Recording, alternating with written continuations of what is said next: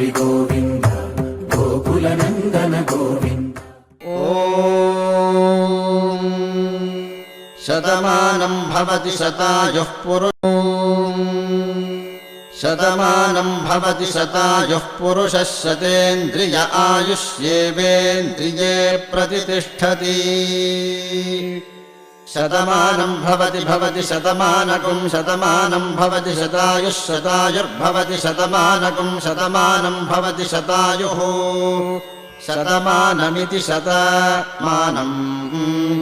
भवति शतायुः शतायुर्भवति भवति शतायुः पुरुषः पुरुषः शतायुर्भवति भवति शतायुः पुरुषः शतायुः पुरुषः पुरुषः शतायुः शतायुः पुरुषः शतेन्द्रियः शतेन्द्रियः पुरुषः शतायुः शतायुः पुरुषः शतेन्द्रियः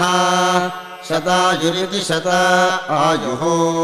पुरुषः शतेन्द्रियः शतेन्द्रियः पुरुषः पुरुषः शतेन्द्रिय आयुष्यायुषि शतेन्द्रियः पुरुषः पुरुषः शतेन्द्रिय आयुषि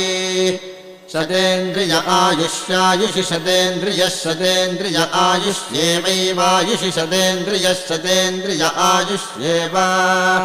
शतेन्द्रिय इति शत इन्द्रियः आयुष्येवैवायुष्यायुष्येवेन्द्रिय इन्द्रिय एवायुष्यायुष्ये